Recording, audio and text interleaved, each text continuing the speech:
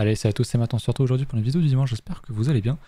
On a pas mal de choses à dire sur BTC, sur les alts aussi un petit peu, bon surtout sur BTC, puisqu'on a fait un plus bas, on l'a pris, on va le voir après sur le H4, mais on a pris les deux mèches qui étaient moches, et puis bah on reverse quoi, on a vu ça, c'était vendredi du coup, qu'il y avait pas mal de gens qui étaient FOMO short au bottom, donc forcément ils se sont fait avoir. On a liquidé quand même pas mal de monde, donc c'est quand même assez intéressant. Je suis en train de voir sur ma chart Binance, là il y a zéro volume, assez étonnant. Donc on va commencer tout de suite. On va regarder d'ailleurs le H4 qui est ici. Donc on est venu prendre ma fameuse LP ici, donc mon oblique, qui est, vous le savez, plus une target pour moi plutôt qu'un niveau. Parce que quand tu vois un truc qui fonctionne une fois, deux fois, une troisième fois, la 4, 5 ou 6e fois, ça finit souvent par casser. Donc là, tu as plein de gens qui avaient leur stop ici qui se sont fait totalement liquider. Donc pas étonnant. Et malheureusement, on était venu juste avant prendre les stops sous ce niveau-là. Donc on casse une LP pour en prendre une autre. Classique, vraiment, on prend les bottoms, on prend les stop loss et on va chercher les stop loss dans l'autre sens. Comme ça, tout le monde est complètement détruit. Et il n'y a plus grand monde dans le marché, ils ont vidé un petit peu tout le monde et ils peuvent aller dans le sens qu'ils veulent. Donc nice move en vrai. Bon, c'est vrai que moi je vous ai dit que j'étais quand même pas très bullish. C'est difficile pour moi de l'être, même si en face t'as l'ESP, t'as les actions, etc. Les indices qui sont quand même assez verts. Mais Bitcoin ne saisit pas sa chance. Alors est-ce qu'il est juste laggy ou est-ce que bon bah voilà, on est déjà en plein dans l'été, généralement c'est des tops de marché, on n'a pas raté, c'était au mois de mai, avril pardon, on a posé un top sur BTC, la tendance de fond est quand même largement haussière. Mais voilà, vous le savez, pour un prochain cycle, on a encore au moins un an ici au halving, on a encore largement de quoi faire, on peut largement revenir retester des niveaux beaucoup plus bas pour moi, comme on peut ne jamais y retourner aussi. C'est un peu le deuxième scénario que j'avais déjà expliqué. Ça c'est le premier on va dire un peu classique, le truc auquel tout le monde s'attend parce que voilà, comme je l'ai expliqué l'autre coup en live, les gens regardent ce qui s'est passé la dernière fois et s'attendent à ce qu'on fasse la même chose, ce qui n'arrive pas. Comme en 2017, moi je me souviens, en 2018 du coup dans le bear market, personne ne s'attendait à faire un espèce de V-bottom ici, à repartir et à le retester beaucoup plus tard parce que à l'époque on avait fait un range, un truc type traversée du désert bien calme, on le casse et puis ça y est, c'est assez simple. On l'a évidemment pas fait ça. Peut-être qu'on va faire un truc ici comme ça, ou alors juste on pourrait refaire un vieux schéma là 2013-2014, je sais plus exactement quand est-ce que c'était. En fait on va range, on va faire un petit plus haut, on va juste range, revenir retester, faire une espèce de gros range d'ici jusqu'à avril, mai année prochaine, et puis on sera par là, puis on va continuer d'aller plus haut gentiment jusqu'au halving et aller faire un ATH beaucoup plus tard. Donc moi c'est un peu mes deux scénarios. Je pense pas qu'on fasse un plus bas définitif avec un halving et qu'on enchaîne derrière sur une tendance fortement baissière en 2024, 2025, etc. Mais voilà, toujours est-il que on est quand même actuellement, on ne suit pas quand même ce qui se passe sur les indices et c'est un petit peu dommage. Donc ça c'était pour le H4, je voulais quand même vous montrer le daily qui est ici et qui lui n'a pas encore cassé sa LP qui est, je vous rappelle, une target pour moi. Donc hors de question d'entrer short si jamais on reteste ce niveau-là. Jamais de la vie pour moi, c'est une entrée short. Jamais. Niveau beaucoup trop évident. Une touchette, deux touchettes, trois touchettes, quatre touchettes, c'est la 5e. Alors qu'on vient de liquider en plus énormément de monde là. Non, jamais de la vie j'irai short ça. Si effectivement on revient retester plus bas, qu'on a une entrée qui est intéressante, un signal, ok, je le prendrai pour aller targeter ça, même plus haut. Et prendre un beau trade, mais là très franchement c'est pas du tout au niveau de short pour moi. Bien au contraire, on a une belle trendline à aller casser. Donc c'est cool, on a retapé un petit support qui je pensais pas aller faire long feu. Je pense toujours qu'on peut largement aller plus bas, il n'y a pas de souci là-dessus. Mais il faut quand même rester méfiant. Je vous montre ça, c'était sur du H1, H4, je sais plus trop. Mais quand on avait fait le plus bas ici, donc sur la news de la Fed, comme quoi il n'y aurait pas de point pivot tout de suite. Et qu'au contraire, les taux allaient quand même plutôt bien pump. On a liquidé énormément de monde, mais qu'est-ce qui s'est passé derrière alors que le prix était en range? Énormément de positions qui s'ouvrent, donc énormément de gens qui shortaient. Là, on l'avait vu en plus avec le CFD sur du 15 minutes où il y avait une grosse pression vendeuse ici. Et derrière, bien sûr, on les liquide, on voit que le prix monte. L'open interest descend, donc on les liquide. Et pareil, derrière, on liquide du monde. On ouvre à nouveau beaucoup de positions alors que le prix ne bouge pas franchement. Voyez, on refait même, on revient rechercher même le niveau d'open interest quand on était à ce niveau-là. Et bien sûr, qu'est-ce qu'on fait? On les liquide. Même si on a réouvert pas mal de positions derrière. Et on est encore en train d'ouvrir pas mal de positions. On liquide pas tant que ça, on a quand même beaucoup de positions qui s'ouvrent. On a beaucoup de liquidations. D'ailleurs au top on le voit, hein, la bougie du top c'était totalement des liquidations. Et puis après on a l'air de quand même pas mal réouvrir. Donc moi ça me fait quand même poser pas mal de questions. Je me demande si on pourrait essayer tout simplement, c'est pas des gens qui viennent shorter. Donc attention là-dessus. Très franchement on voit qu'il y a beaucoup de positions qui s'ouvrent alors que le prix range réellement. Après une grosse liquidation qui a posé le bottom. Je me demande si tout ça c'est pas encore des gens qui sont massivement short. Au niveau du funding, on est toujours haussier mais plutôt plein. Je veux dire on n'est pas non plus dans des niveaux énormément élevés qui me ferait dire ok il y a un très large consensus. Les gens sont extrêmement bulles et veulent absolument acheter. Non, on n'est pas du tout dans ce cas-là. En plus de ça, souvenez-vous, on a un spread, donc la différence entre le spot et les dérivés, qui est toujours dans le négatif. Ça fait un moment qu'on en parle.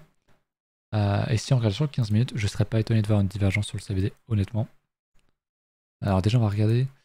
Ouais, pareil, hein, vous voyez ici, grosse liquidation, on fait un plus haut, donc grosse liquidation des shorts.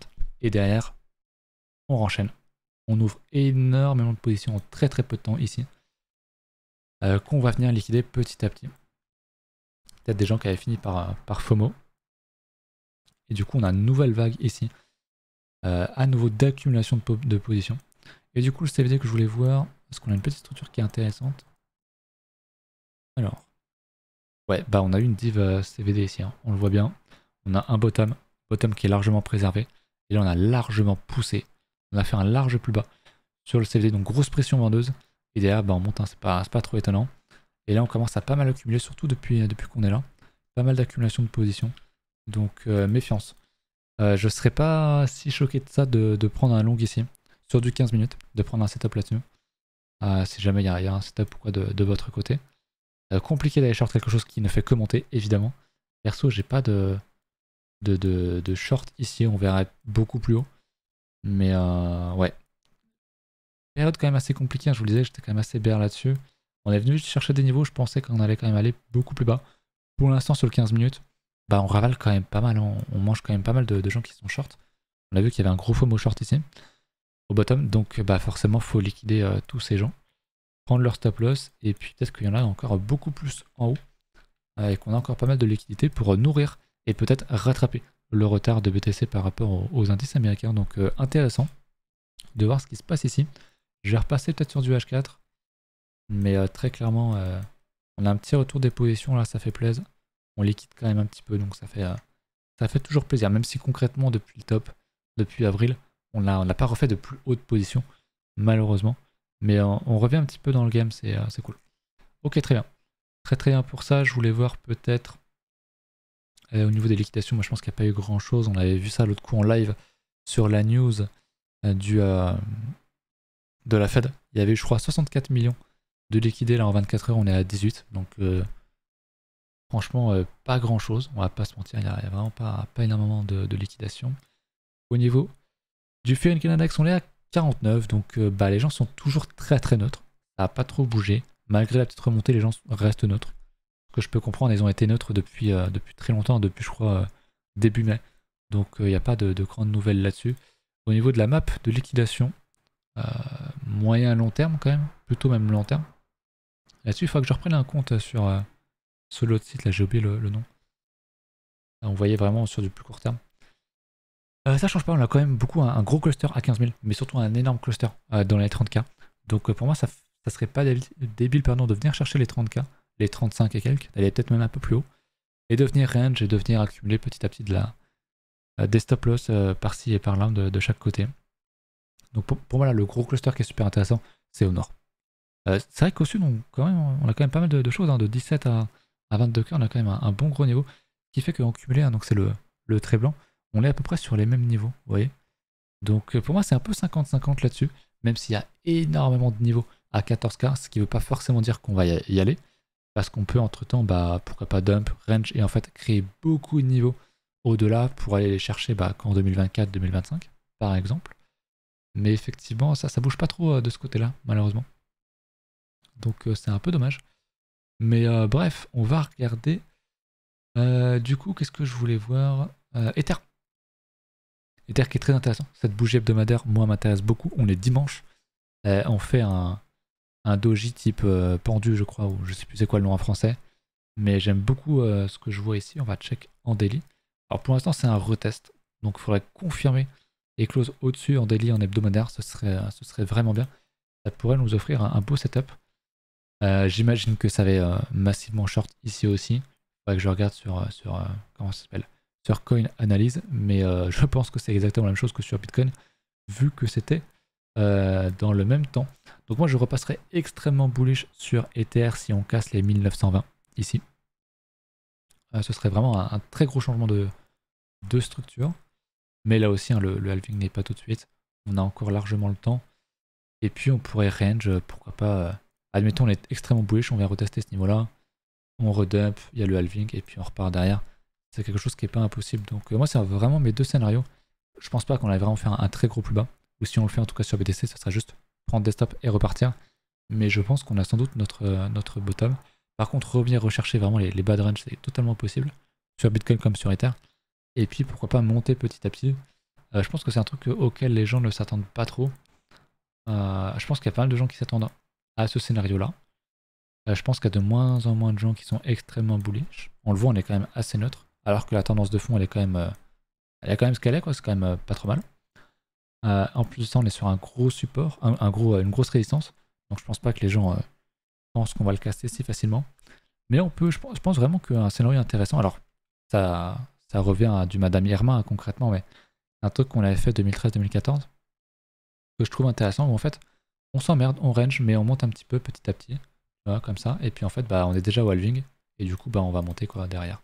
Encore une fois, le halving n'est pas l'élément déclencheur, etc. On peut avoir un bottom 2 mois avant, comme dump pendant bien 2 mois après, on l'a déjà fait, mais concrètement, bâtir une tendance haussière faible à l'approche du halving, ça me semble assez pertinent pour aller le casser la TH quelques mois après. Donc voilà, je surveille ça. Mais c'est intéressant ce qu'on a là sur le dollar, qui sur l'Ether, qui en hebdomadaire est quand même assez fort. Je me demande si sur la paire... Ok, on a toujours un dump sur Ether face à BTC. Peut-être pas en daily, ouais, ça remonte un petit peu. Mais bon, en hebdo, on voit bien que bon bah on a deux gros niveaux. Pour moi, on a un gros range hein, concrètement en hebdo. Je vais mettre ça ainsi. Hop. Alors, entre ces deux niveaux, pour moi, ça va vraiment donner le ton sur les prochains mois. Est-ce qu'on va vraiment casser beaucoup plus bas, rechercher les gros niveaux de support et se faire détruire sur les alts?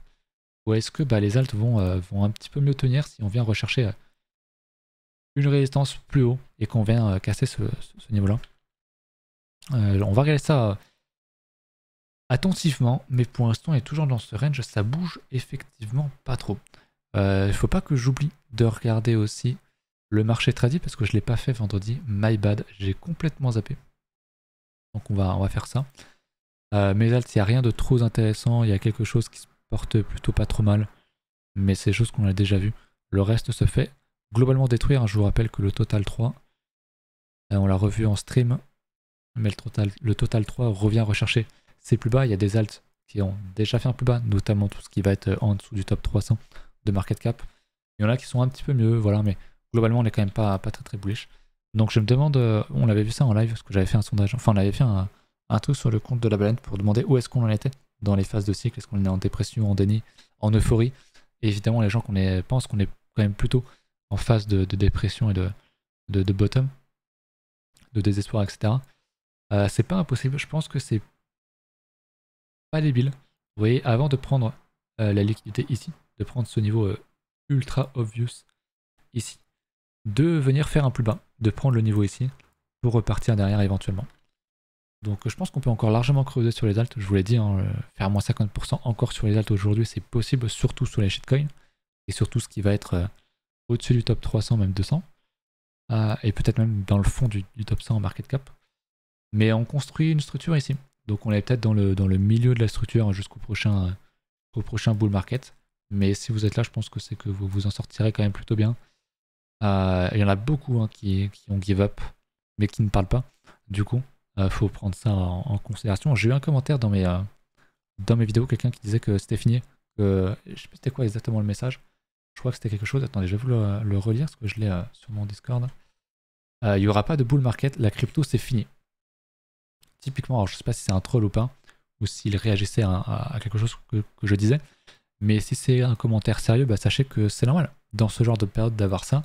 Et que c'est quand même plutôt bon signe d'avoir des gens qui give up ici en fait. Là où quelqu'un de plus avisé comme moi ou d'autres pense qu'on est quand même plus proche d'un bottom, même si on n'a pas forcément l'ultime bottom, en tout cas sur les alts, que c'est intéressant de se positionner sur du long terme, là où des gens give up et vont vendre et pensent que c'est totalement fini parce qu'on creuse, on fait des plus bas, on enchaîne, mais ils ne voient pas, ils ne comprennent pas forcément la structure qui est en train de se dessiner, la saisonnalité, le cycle, etc. Où est-ce qu'on en est. Donc très bien, tant mieux. J'ai déjà vu aussi c'est toujours dur parce que tu sais jamais si c'est vraiment des trolls ou pas. Mais c'était pareil en 2017, enfin en 2019, 2021, où tu voyais des gens sur Twitter en anglais, du coup des Américains ou des gens de la communauté internationale, on va dire que c'est fini, que c'est un scam, que plus jamais ça remontera, que je quitte le milieu pour de bon, etc. Donc c'est assez intéressant et c'est bon signe de le voir ici, puisque bah, généralement, hein, les bottoms sont posés en phase de dépression et de rect total. Donc voilà, je pense que c'est intéressant quand même de regarder le total 3 de temps en temps, qui est le plus dur à regarder. Parce que le total 1, voilà, globalement c'est Bitcoin. Hein. Le total 3, on l'a déjà fait ça, quoi. Donc c'est normal, c'est les alts. C'est forcément beaucoup plus volatile et beaucoup plus risqué. Le total 2 doit avoir à peu près la même tronche. Ah, on est quand même mid-range, voire même bad range. Mais concrètement, c'est toujours un range, hein, globalement une très bonne structure. Donc moi, ça m'intéresse. On attend évidemment le moment où on va casser ce niveau-là à la hausse. Mais on peut très largement venir rechercher un plus bas ici. Et si on fait une déviation ici, pour moi, c'est all-in, quoi. Concrètement, ça serait intéressant à suivre. La dominance, du coup, on la casse bien par le haut. Je le pressentais jusqu'où est-ce qu'on va monter, je ne sais pas. Je pense qu'on a un bon niveau ici sur le 50% de dominance en log. Et je crois qu'en linéaire, c'est le 38.2. Donc on a une bonne zone ici. Après, je ne suis pas totalement fermé à l'idée qu'on aille beaucoup plus haut. Revenir rechercher ce niveau de prix. Même si ce n'est pas réellement un prix, c'est un indice. Mais qui correspond comme de par hasard au 61.8. Ça me semble pas aberrant. Si vraiment on range, on recte pas mal sur les alts, on fasse quelque chose comme ça, qu'on recte pas mal de monde, qu'on range et que hop, les alts reprennent de la dominance et hop, bull market. On déchire tout en 2024-2025. Ça me semble un plan assez probable, mais souvenez-vous que en termes de structure ici, on a un support qui a été retesté 1000 milliards de fois ici. J'abuse un peu, mais vous voyez bien qu'on a une touchette, 2, 3, 4, 5. Bon bah la 6e fois qu'on y retourne, je pense qu'on va le casser en mode sabre laser, quoi. Vraiment, il n'y aura pas de gros retests pour rentrer ici, ça va être tac tac, quoi. Comme on le voit souvent. Donc très bien. J'attends juste, en fait pour moi le gros signal sur les alts, c'est quand on va réintégrer cette résistance qui est maintenant du coup un support. Quand on va réintégrer ça, je pense que s'exposer sur les alts va être très très très intéressant et très judicieux à ce moment-là. Mais on n'est pas encore. Ok. Point que je voulais voir avec vous, du coup, vu que j'avais oublié vendredi, c'était plutôt le marché tradi, et c'est très intéressant puisqu'en daily et même en hebdomadaire, on voit bien que le dollar dump et qu'il revient rechercher, on n'y est pas encore, des niveaux de support. J'aimerais vraiment beaucoup voir le dollar venir rechercher ce niveau-là. Parce que là, si on revient rechercher ce niveau-là, après avoir pris tous les niveaux ici, alors qu'on avait un niveau extrêmement évident ici, pour moi c'est quand même assez bullish, enfin du coup bearish sur le dollar, mais bearish bullish pour tout ce qui est actif à risque, dont les cryptos. Donc voilà, là c'est pareil, on a un range, soit on casse, je vais me le mettre ici d'ailleurs, LP on a un niveau qui est très évident, soit on casse les 105, je vais dégager le truc violet là, les 105.8 à peu près, soit on casse les 100 points, 100.8, et c'est bull market, entre guillemets, même si on a bien vu que, que Bitcoin ne suit pas forcément malheureusement. Mais ce serait quand même beaucoup plus bon signe qu'on réintègre enfin ce gros niveau mensuel sur le dollar et qu'on vienne rechercher le bad range. Et ça pourrait être vraiment bien, c'est ce qui pourrait déclencher un bull market, en tout cas aider au bull market 2024 et pour les années qui suivent. C'est du mensuel, donc ça peut prendre beaucoup de temps, on peut faire un truc comme ça et péter que vraiment que 2025. Mais intéressant, pour moi c'est un très gros range qui va en dire très très long sur les semaines et même plutôt mois qui vont suivre ce mouvement-là. La cassure du mouvement en tout cas. Donc voilà. En espérant qu'on casse pas. Merde. En espérant qu'on casse pas en bas pour réintégrer derrière et faire une déviation et tout péter en haut. Mais bon, ça on peut pas franchement savoir pour l'instant. Mais ouais, je pense que c'était quand même assez intéressant. J'avais pas regardé le dollar depuis quelques jours, donc on était encore assez très haut. Souvenez-vous la dernière fois qu'on en parlait, on était en train de poser un double top ici. Sauf qu'on était en train de le réintégrer. Finalement, on l'a recassé, donc super. Là, il y avait des bonnes opportunités de short ça. Donc c'est cool. Très très bien. Évidemment, l'ESP s'emporte très très bien. Il est très heureux. On est venu chercher les 78,6%, donc gros niveau FIBO en log. En linéaire, on y est quasiment aussi, donc pour moi, le potentiel de la hausse n'est pas forcément totalement fini, mais si tu avais acheté la cassure ici, bon, si tu n'as pas pris de profit ici, c'est quand même fort dommage. Et en tout cas, je n'ouvrirai pas d'achat ici, c'est évidemment trop tard. Mais très intéressant. Du coup, on a enfin fini par casser tous ces niveaux. Je vais casser. Hop, pour le remettre là, c'est un peu plus propre. Donc très bien, on a enfin cassé ce fameux niveau légendaire qu'on regardait depuis si longtemps. C'est pareil du coup. Sur le Nasdaq, on vient quand même très très haut. On vient prendre les plus hauts ici. Donc attention potentiellement à ceux qui se feraient piéger si jamais on reverse. C'est pas impossible qu'on reverse ici, hein. Franchement. Pareil du coup sur le Dow Jones, on est proche de casser, c'est ce qui me fait dire que peut-être que le mouvement n'est pas terminé. C'est que le Dow n'a toujours pas cassé. Ce qui est assez étonnant. Il prend son temps, mais effectivement, si on casse là-dessus, ça risque quand même pas mal de chances de continuer sur le Nasdaq, sur le SP, et donc de faire un ATH. Peu de gens voient un ATH ici pour des raisons qui sont macroéconomiques.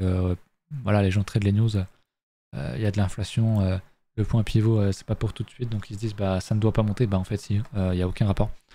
Enfin, c'est beaucoup plus compliqué que ça. Donc, bon, pour l'instant, très bien. L'or, ça fait un petit moment, il l'avait bien retapé, il avait fait une légère mèche au-dessus. Pour l'instant, il range en daily, ça bouge pas trop. On a fait une belle bougie, on l'a pris des plus bas avec une belle bougie. J'aime bien ça, mais on est quand même très très haut dans le range. Donc, l'or, souvenez-vous, on en parlait sur la réintégration ici, on était à 1007. Il est à 1009, il a même touché les plus de 2000, donc top. J'aime beaucoup ce que je vois ici. Je vous remontre aussi le Russell, qui est un indice américain des penny stocks. Ça prend les 2000 grosses entreprises américaines, donc c'est pas juste les GAFA, mais juste les gros, le top 100, top 300 selon les indices. C'est vraiment 2000, donc ça prend quand même vraiment des toutes petites boîtes. Ce qui est intéressant, c'est un peu les shitcoins hein, du marché trading. Et c'est bien parce qu'on commence à structurer un sacré truc. On fait un petit double bottom ici. On est prêt à casser une grosse structure ici. Et si on casse ce niveau-là, honnêtement, on devrait quand même monter sur du long terme assez fortement. C'est un peu le total 3 des cryptos, si vous voulez. Mais plus, on a parlé vraiment d'indices shitcoin sur le marché. Ou alors je ne connais pas, il y avait quelque chose qui avait été fait sur FTX. Mais bon, on connaît tous le sort d'FTX. Donc on n'a plus trop ça. Mais là où les alts se font bien, sur les cryptos se font bien déchirer, et bien sur le marché tradi, sur les stocks, ça se comporte encore pas trop mal. Il y a des très très très très beaux setups. Ça c'est un truc que tu as envie d'acheter. Hein. On voit bien que c'est d'abord les gros indices qui pètent parce que c'est le plus gros, le plus important, là où les premiers mouvements ont lieu. Et comme ça se passe bien, et ben on voit que petit à petit, sur tout ce qui va être secondaire, tertiaire, et même je veux dire le Russell 2000, c'est vraiment les shitcoins, etc. Et ben ça commence à faire des bonnes choses, donc c'est quand même de bonnes structures. Donc pour nous c'est pareil, il faut d'abord que Bitcoin soit très haussier, ensuite Ether, ensuite on verra des choses sur des tops 100, 300, 500, faire des très grosses structures de ce type en hebdomadaire. Mais pour l'heure, c'est pas encore d'actualité, il va falloir être patient. Voilà pour ça. On m'avait demandé de regarder une crypto, donc je vais la regarder. Ouais. On m'avait demandé le RNDR, je crois. Qui est toujours aussi, qui est vraiment un cas assez isolé dans la crypto. On avait une bonne structure, un bon retest, on l'a déjà vu, on en a déjà parlé.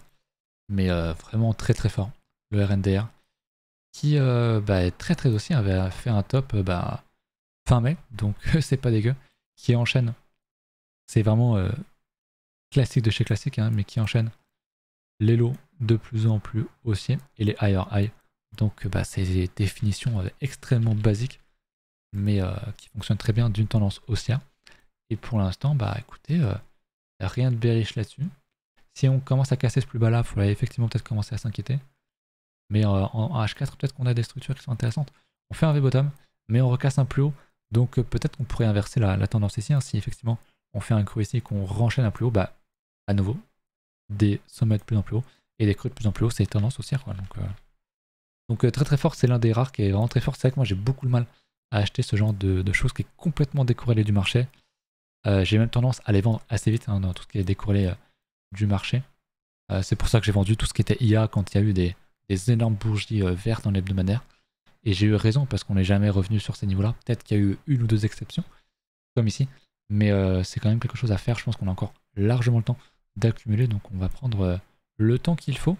Être patient parce que ça, il y a rien qui interdit selon moi. Même si on refait un plus haut, qu'on revienne rechercher des niveaux plus bas. Voire même qu'on revienne rechercher, vous voyez, l'ancien range.